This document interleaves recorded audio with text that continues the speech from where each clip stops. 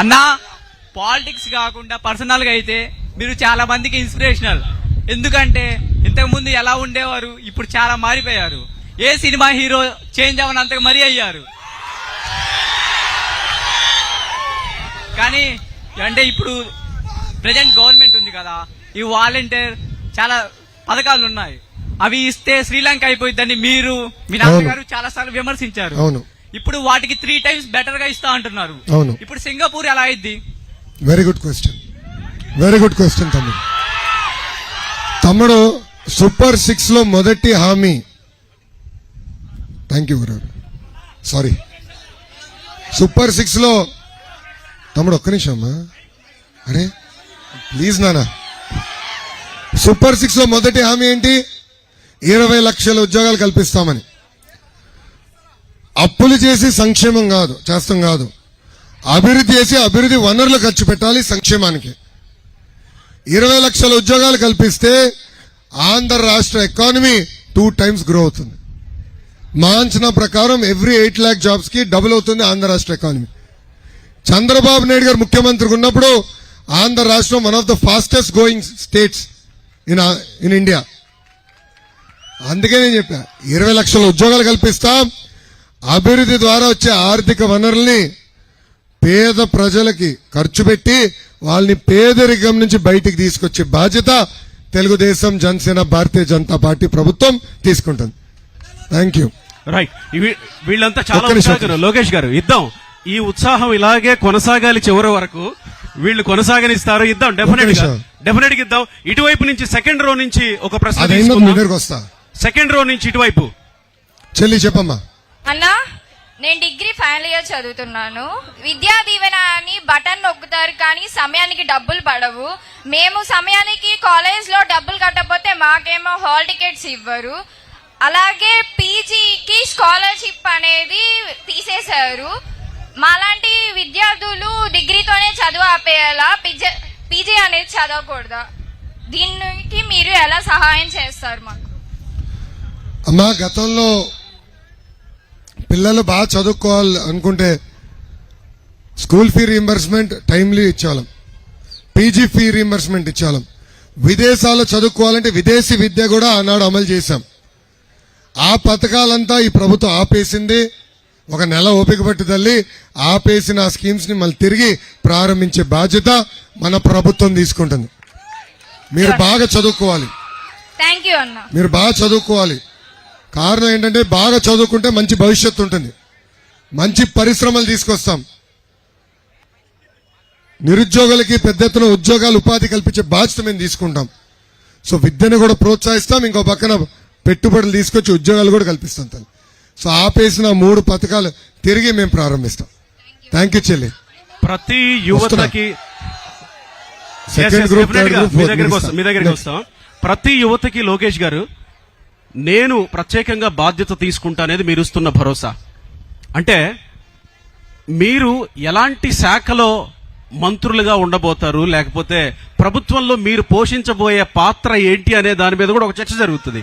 ప్రతిదానికి మీరు నేను బాధ్యత తీసుకుంటా అని నారా లోకేష్ గారిగా ఒక భరోసా ఇస్తున్నారు. మీరు పోషించబోయే పాత్ర ఏంటి ప్రభుత్వంలో? నేను తెలుగుదేశం పార్టీ నేషనల్ జనరల్ సెక్రటరీని.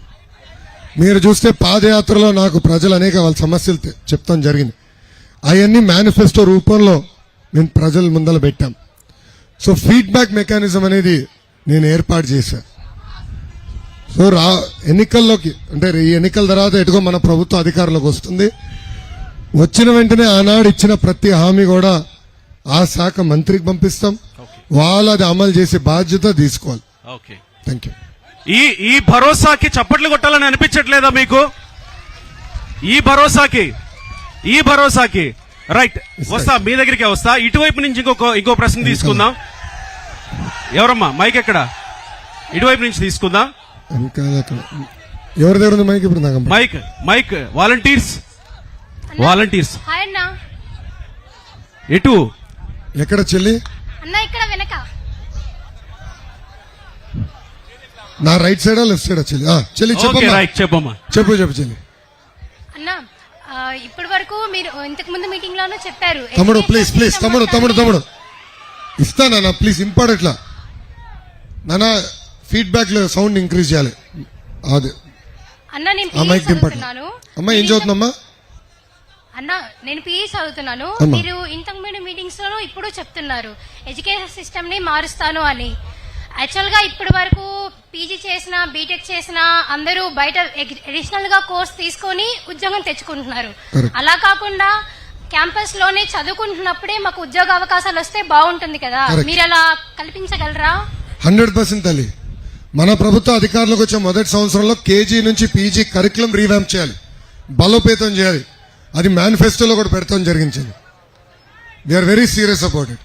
ఎందుకంటే మీరు 4 సంవత్సరాలు సపోజ్ ఇంజనీరింగ్ చేశారు, ఉద్యోగం రాదు. కానీ అమీర్పేటకి వెళ్ళి 4 నెలలు కోర్స్ చేస్తే ఉద్యోగాలు ఎట్లా వస్తున్నాయి? సో కరికులం బలోపేతం చేయాలి, మార్కెట్కి దగ్గర తీసుకురావాలి. అది గతంలో నా పాదయాత్రలో ప్రతిరోజు నేను చెప్పాను. అది మన ప్రభుత్వ అధికారులకు వచ్చిన మొదటి సంవత్సరంలోనే చేసే బాధ్యత మేము తీసుకుంటాం. Thank you. థ్యాంక్ యూ చెల్లి. రైట్, ఇటు ఆ పైన నుంచి ఒక ప్రశ్న తీసుకుందాం. వస్తా ఆ Next పై మీరే నుంచి తమ్ముడు, ఇస్తా. మీ దగ్గరికే వస్తుంది డెఫినెట్ 100% మీకు ఇస్తా. ఆ పైన నుంచి సెకండ్ రోలో రైట్ సైడ్.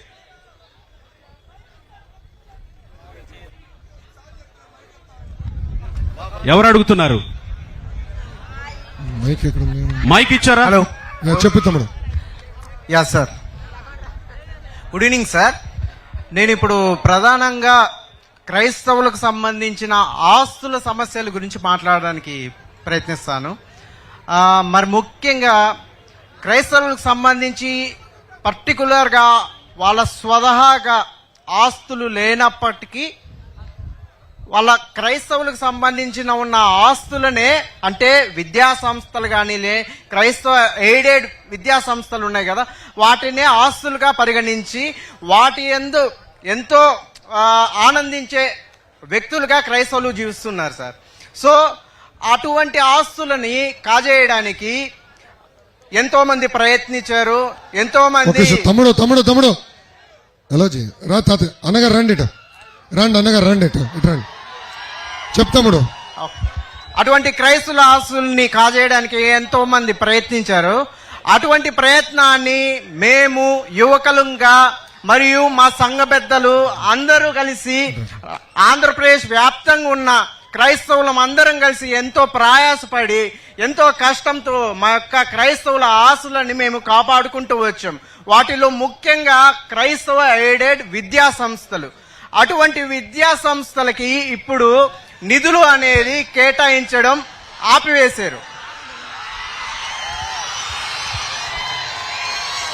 అటువంటి విద్యా సంస్థలకి ఇప్పుడు నిధులని ఆపివేశారు. ఎందుకు ఆపివేశారు అని చెప్పి మేము అడిగితే వాళ్ళందరూ చెప్పే మాట, ఇప్పుడు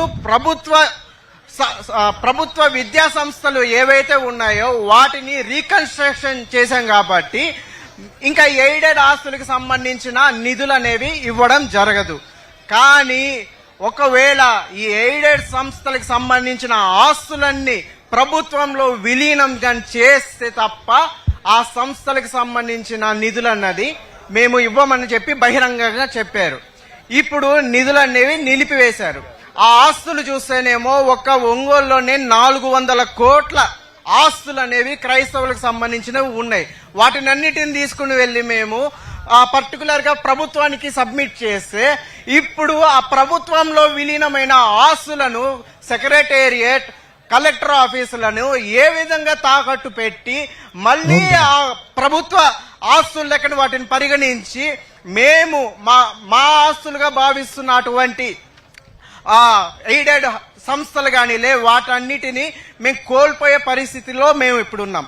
సో ఏ విధంగా అయితే ముస్లిం సోదరులకు వక్ఫ్ బోర్డ్ అనే ఒక ప్రత్యేక సంస్థ, అంటే వాళ్ళ ఆస్తులను వాళ్ళ ల్యాండ్స్ కు సంబంధించి ప్రాపర్టీస్ అన్నిటినీ ఒక మేనేజ్మెంట్ గా వాళ్ళు ఎలా మెయింటైన్ చేసుకోగలుగుతున్నారో, హిందువులకు టీటీడీ అనే సంస్థ ఏ విధంగా అయితే వాళ్ళు ఒక ఆర్గనైజ్డ్ స్ట్రక్చర్ గా చేసుకుని మెయింటైన్ చేసుకోగలుగుతున్నారో, అదే విధంగా మాకు క్రైస్తవులకు సంబంధించి ఒక సపరేట్ ఒక సంస్థని మీరు స్థాపించవలసిందిగా మేము కోరుకుంటున్నాము.